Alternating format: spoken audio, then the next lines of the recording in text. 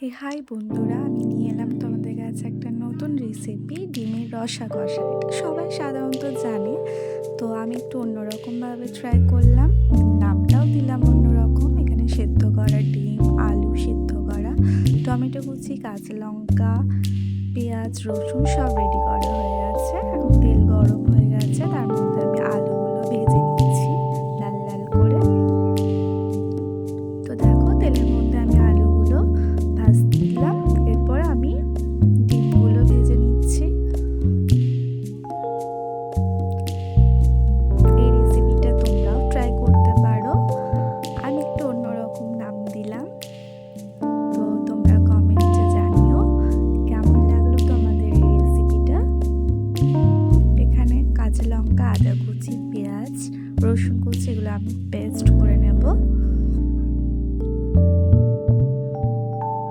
তো পেস্ট করা হয়ে গেলে আমি তেলের মধ্যে তেজপাতা, টমেটো এগুলো দিয়ে দিয়েছি। স্বাদ মতো নুনটাও দিয়ে দিলাম। তারপর হলুদ, জিরে গুঁড়ো, লঙ্কার গুঁড়ো যেগুলো সাধারণত রান্নাতে দরকার সেগুলো আমি দিয়ে দিলাম। দিয়ে ভালো করে নাড়াচাড়া করে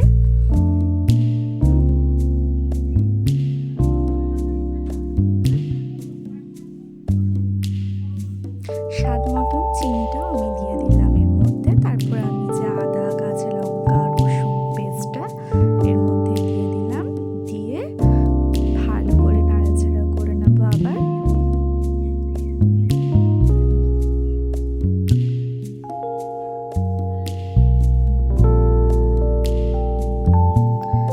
এরপর বাকি যে মশলাটা আমার আছে সেই মশলাটা একটু জল দিয়ে সেটা চামচ দিয়ে নাড়িয়ে সেই জলটা আমি ওর মধ্যে দিয়ে দিলাম।